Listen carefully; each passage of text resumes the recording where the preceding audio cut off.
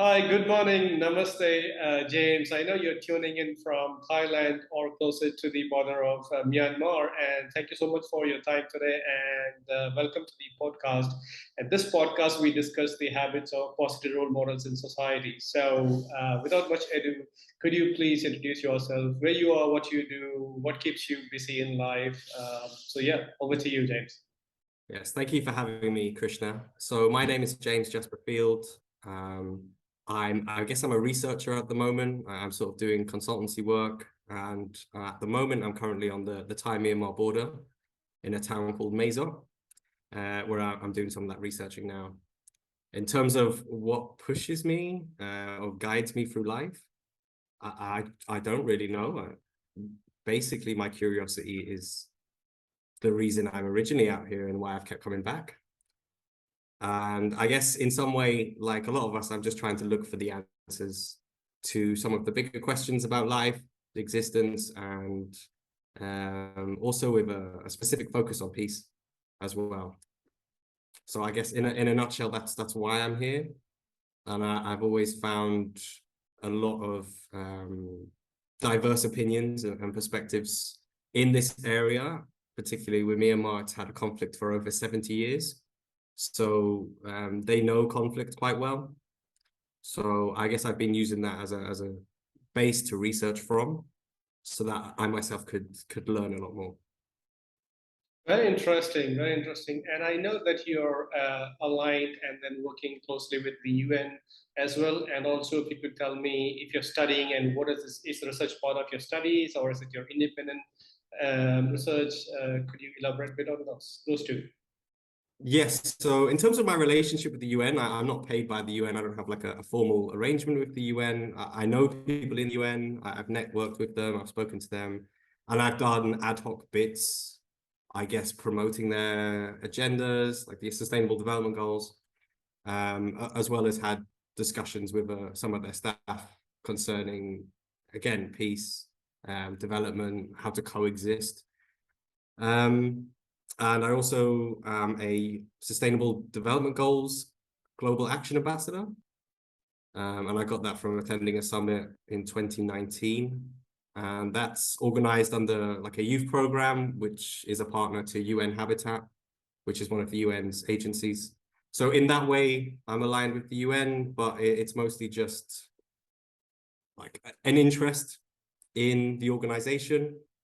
I still have a lot of respect for what it does, even though it is facing a lot of criticism. And I think people put too much expectations on the United Nations when we live in a world where power is still, possessed by nation states and by, the richer corporate elite who have more control over decision making than the United Nations does. But yeah, I still have a lot of admiration for the UN and for what it does, and I think it's an absolute necessary organization. It's the only forum we have for getting together and discussing in a peaceful way the issues with the possibility of trying to solve them. And honestly, we could say life would be better without the United Nations, but I don't believe that one bit. I think life could be a lot worse without the United Nations. To me, it's like the last bastion. So yes, in that way, I admire and respect the UN, and I also work alongside it in some aspects, but I don't have a working arrangement with the United Nations. Position. What's a big goal for now? The big goal, Yeah, the big picture. yeah. I used to have a lot of ambition. There was a time in my life where I was like, I want to be the UN Secretary General one day. And I'd study hard and try and learn everything I could about the UN and, to try and get to that point. But since then, I've sort of realized, well, I don't think that's ever going to happen because I'm a British citizen and the current structure of the UN will never support one of the P5, like a citizen from one of the big five, to be the SG. It's not going to happen. So I guess that already dashed my dream a bit. But I've also started to realize I'm less powerful than what I thought I was, or at least I was a bit more naive in my idealism before. So here I'm actually trying to remove expectation, and I'm just trying to respond to what's before me as opposed to fixating on some big goal. So I think I'm trying to take a step back from that, because the thing with expectation is that when it doesn't work out, when we don't reach it, we end up frustrated, and that's not a way I want to live, because I'm going to keep trying and trying. And although I've kept trying to do things, you know, a lot of the times they've just never paid off. They've never worked. And I feel like all that effort went into nothing. So then I get sort of depressed about, you know, achieving very little. And so now the goal is just responding to what comes in the best possible way I can, and living with serenity, which I think is, well, just one of the things that is absolutely necessary when the world is so volatile. So the big goal is looking back and being like, you've lived, like, I don't want to say a peaceful life, because obviously the environment that we're living in is very not peaceful. It's very volatile. But to look back and know that you responded in the best way that you could means that you kind of have to live in the moment, because if you're always focused on something abstract and distant, you're going to be losing your capacity to respond as well as you could be in a certain situation. Absolutely, 100%. Yeah. Yeah, that leads me nicely to, you know, the habits of people who think like you, because with a friend, and then who's come to terms with who you are. Really, it's basically self-awareness, isn't it? We are really talking about self-awareness here at this point. So what are some of the habits that led you to be who you are and then think like you do? For me, meditation, and I'm sure you've had this one come up before, and I've heard some of your podcasts, a lot of people have said they've meditated. But I try and do it every morning as well. And it's just a way of, you know, reaching a state of inner peace. So then I can try and go throughout my day without being disrupted in an emotional sense. So that my mission or what I'm doing isn't, you know, sort of blown off course. So meditating is a big one for me. The second one is I actually really love my own company. When I'm with other people, I guess I'm not that funny, but when I'm by myself, I'm hilarious. And I've spent a lot of time traveling by myself and sort of following my own curiosity, as I said before. So being alone in places where, you know, you're out of place, you don't know what's happening, you don't really know what's going on, that requires you to, I guess, learn a lot and adapt quite quickly. And so I guess in that sense, that has also helped made me into the person I am, because if I didn't have this experiencing of travel alone, I wouldn't be confident to just go off and go and learn about something somewhere else. So I think that has also been pretty important, and for my development is just going out there to, and I know people say when you're a traveler or when you're going out, it's very cliche, but go out to find yourself. Well, I think that's also, I mean, I don't disagree with it, because it's very difficult to find yourself when you're in a crowd. You don't know who you are. It's you sort of become taken by the crowd, and your emotions become more of a mirror of the crowd's emotions, and you sort of become into this group, and you're less of an individual in that sense. And I can't remember, there's a great book on it. It's called The Crowd, but I can't remember who writes it, but he talks about it, and he talks about how the crowd sort of loses its intelligence because its mass intelligence is taken to its lowest. Now, I don't necessarily agree with everything he said, and I haven't read the full book, but it's very interesting for me to think that if I want to learn who I am, I'm going to have to go out by myself and you know, learn some things. I think that's very important as well, is to sort of go off and trust yourself. I understand that I'm also in a place of privilege too. Traveling alone is possible for me, but I cannot say the same for, you know, an individual woman who might want to go out traveling, because obviously there's still a lot of sexual harassment and violence in the world. Yeah. It's easier for me to go and travel alone than it is for someone else. So I'm still privileged in that sense, and I don't want to, yeah, I get it, you know, not recognize that. But in terms of learning about myself, being alone has absolutely been necessary for that. Right. How long have you been meditating? Like, you know, how many years has it been? and then has there been a different graph along the way? It's been most of my life. Wow. I don't know, it's weird, but when I was a kid, I was brought up with the Star Wars prequels, right? And so my childhood hero at the time was Obi-Wan Kenobi. And so when I was younger, my dream was being a Jedi. So that's when I started meditating, uh, and sort of just kept it going. And then I started to learn as I grew older that this is actually a spiritual practice, and it's it's rooted in a lot more than just Star Wars. Then I started follow along with it, and that's also what led me to the United Nations too. It's sort of been I don't know, I've tried to follow my path as a child while also trying to get more realistic, but at the same time, I've come to certain understandings of the world where actually, in terms of the spiritual nature of Star Wars, it's actually more accurate than I first thought was possible, Yeah, So absolutely. so yeah, And started from that. yeah, and I agree with you on the group think. We get consumed with the group think, and then we tend to average out to the group conformation, and then that kind of chips you out from. You don't want to be sticking out like a sore thumb. You will conform, and that actually leads to agreeing rather than it's called cognitive dissonance. So you don't want to you want to look like, okay, I'm part of the tribe. So the tribe effect is genuine. And I've traveled a lot. I understand what you're saying is Yeah. absolutely true.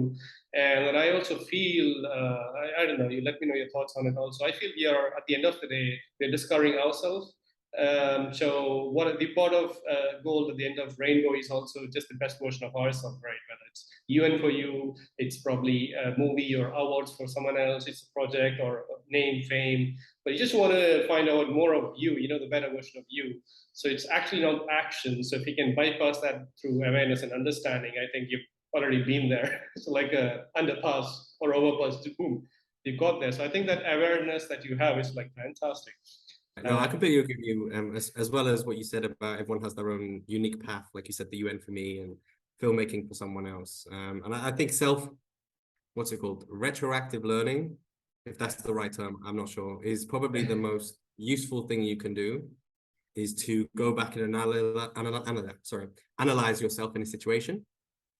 And that will reveal your traits or your skills, which might then show you a path which is possible. Right. So you mentioned the book called The Crowd. So have you been an avid reader? I mean, is it a habit? Do you read on the go or just tidbits? How does that work? Yeah, so I guess with regards to reading, my main habit there would just be to collect books and put them on my bookshelf and never read them. As much as I try to find the time, I do try and read them, and I have invested in a Kindle now, so that when I'm traveling, I can read. So I am making more progress in terms of actually reading the books I buy. But yeah, I've read throughout most of my life. It started off with fiction, but now I can only read non-fiction. Right. Seem like so do you do journaling? Do you wake up early in the morning? What are the other things? Like if I were to have a spy cam on you and make a 24 hours video of what's going on, like what does it look like in terms of routine generally, not when you are traveling, but in general life? In general life, I'm always usually governed by a framework. So I will create a framework to do with habits, to sort of set the habits that I want and that I don't want. And over the years, I've had loads of different frameworks. Loads of them have failed. I'm on one now called Temple, which is my latest one. And it is about really 5 core habits. And so workout, no smoking, which, I was going to mention that as one of my bad habits. Obviously, it's quite bad, but there's that one, there's meditation, and these are like a framework for me to govern my own behavior. And then every morning I would record the previous day's ones that I completed or the ones that I did complete. And so that's what I do when I wake up. I also try and meditate in the morning as well. Get ready and then either go to work or go do something, depending on where I am or what I'm doing. Right, and you mentioned the smoking. So, are you still technically a smoker, or is it like when you're traveling, or once in a while, or have you quit it, or what are the other habits that you've overcome in the past, negative ones? Okay. Yeah, so smoking, I mean, I've tried to stop smoking for probably as long as I've been smoking, and I've had just no success with it. Until now, I haven't smoked since I've been here in Mazot, but it's only been like a few days. So I can't say that I've like quit, because I know the test is going to take longer than that. It's going to take a few months to the point where I'll be confident that I can, survive a craving. I guess my financial habits before were very unhealthy. I'd just spend a lot. Yeah. I never had the money to spend. Now I'm a lot more regulated. It's through persistence. So now, I'll take more of a priority towards finances. And in a sense, I hate it because I don't want to give finances that much of my time. I don't agree with the financial system as it is. I think it's just completely immoral the way it's structured. And everything about the system is wrong, and it's corrupt as hell. And so that's why, in a sense, I don't want to give thinking about money too much of my time. But at the same time, it's just one of those things that I can't avoid. So I do give more time to sort of review my finances now. When I'm traveling, I'll put like notes into envelopes so that I can only spend the amount that's in the envelope that day, which I find quite useful. So, you don't take your card out or loads of cash out, you take out an envelope and then that's your allowance. And in that sense, it's easier to manage your money. I'm a big believer in the environment shapes the way Yes. you act. So you have to somehow, in changing yourself, you have to change the environment around you so that it helps you to change yourself. So Absolutely. having these envelopes there, it means that I have a go-to, I can spend that money. It becomes that sort of outlet, If I had cigarettes on my balcony, I'd be going out to have a smoke after this session, but I don't, and I say that just because it's important to reflect on what's around us, because that's ultimately gonna impact us in a certain way, and we're either going to be able to respond to it in a positive or negative way. Absolutely. I was about to mention when it comes to smoking, the environment dictates your habits a lot. So, to be cognizant of and set up environment, I call it zonal productivity, or, as long as you are in that zone, in that environment, you would produce because you've cut away all the triggers to, for distraction, and then that's it. Steve Jobs is famous in painting his office walls all white, took off everything just white, so no distraction. Is there any central message that you want to convey to the audience, in terms of habits? I mean, you mentioned about meditation in terms of self-reflection, self-awareness, being cognizant of the environment, and going inwards, finding peace. Matrix, Jedi. There are a lot of things that you mentioned. But if you want to collate into something, and also the envelope method for finance, it's one of the methods, obviously, for setting up different banks for different spending. So the digital equivalent of the envelope system. So, and you work with framework. So condensing and collating all of that, is there something that people like us who are struggling, people generally who are looking for, how to structure the life, or money or emotions, what would you suggest? It need not be a finite thing or something that you think would help and has helped you. Sure. So I think you need to understand the why first. Why do you want to change this? Why do you want to become more peaceful? I mean, once you get to that why, it's then easier to structure around that. But if you don't have that solid like reasoning as your foundation, then the mind is the best lawyer I've ever known. The way it justifies itself, the way it can justify me smoking, even though I've committed to non-smoking, it would be the best. If my mind was just out there loose as a human being, it would be a great lawyer, because it can get its way. It can argue around my frameworks, and my frameworks sometimes are powerless to stop my own mind. So you have to have a why that's stronger than the other things you build around.